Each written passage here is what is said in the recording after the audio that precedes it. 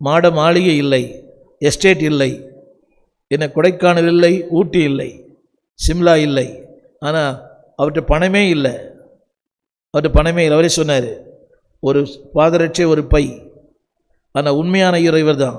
அவர்கள் பணத்துக்காக நடித்தார்கள், இவர் மனிதனுக்காகவே தன்னை வாழ்க்கையை அவர் செயல்படுத்தினார். அவன் மனுஷனுக்காக செயல்படுறான், இவர் எனக்காக பணத்துக்காக செயல்படுறான், இவர் எனக்காக செயல்பட்டு என்னையும் அவரை போலவே மாற்று பூமிக்கு வந்தார். கரங்களை உயர்த்தி. அவங்கெல்லாம் சுயநலத்துக்காக வாழ்ந்தவங்க, ஆனால் இவர் எனக்காக வாழ்ந்தவர். அவரோடு கூட இருந்தவங்க சுயநலத்துக்காக தான் வாழ்ந்தாங்க. மத்தேயு சுவிசேஷம் மார்க்கு சுவிசேஷம் 10ஆம் அதிகாரம் 35ஆம் வசனம். மார்க்கு 10:35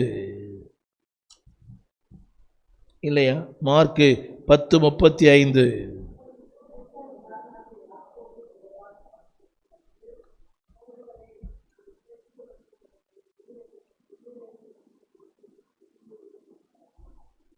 இல்லை, அந்த பின்னால் ரைட் எல்லாம் படிங்க. போதகரே, நாங்கள் கேட்டுக்கொள்ள போகிறதை நீர் எங்களுக்கு அவரை பின்பற்றவே இல்லை. அவர் பின்னாலேயே போல, வார்த்தையை கேட்கல, அழைப்பை கேட்கல, ஊழியம் பண்ணலை, ஒன்றுமே பண்ணலை. என்னது? நாங்கள் கேட்டுக்கொள்வதை நீங்கள் சொல்கிறது நான் கேட்க மாட்டேன், ஆனால் நாங்கள் சொல்ல நீங்கள் கேட்கணும். நீங்கள் எப்படின்னு கேட்டேன். நீங்கள் சொல்கிற நான் கேட்க மாட்டேன், ஆனால் நாங்கள் கேட்டுக்கொள்வதை, இன் அதர் வேர்ட், நாங்கள் சொல்கிறத நீர் சுயநலமா பொது நலமா?